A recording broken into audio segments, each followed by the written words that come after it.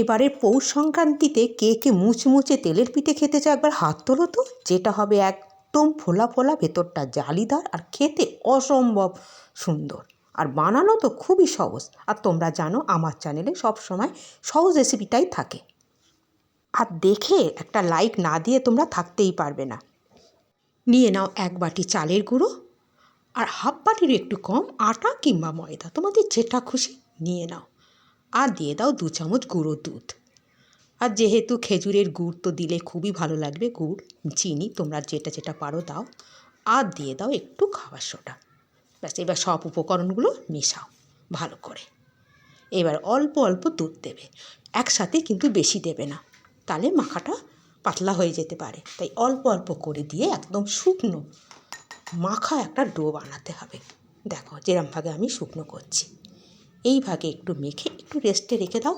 সেই সময় একটা কড়াইতে তেল বসিয়ে গ্যাসটা জ্বেলে দাও। তেলটা গরম হোক ততক্ষণে দেখো রেস্টে রেখে ডোটা কী অবস্থা।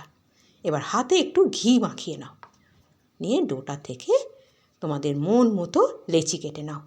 ছোট বড় তোমাদের যেমন ইচ্ছা কেটে নাও। ব্যাস, আমি সব লেচিগুলো কেটে নিয়েছি। এবার তোমাদেরটা দেখিয়ে দিচ্ছি। একটা লেচি নাও আর হাত দিয়ে এরকম করে প্রেস করে একটু চ্যাপটা করে নাও। আসলে যেরকম করে তেলের পিঠে হয় আর কি, ওরকম করে ঠিক লুচির মতো হাতে বানিয়ে নাও আর ছেড়ে দাও গরম তেলে।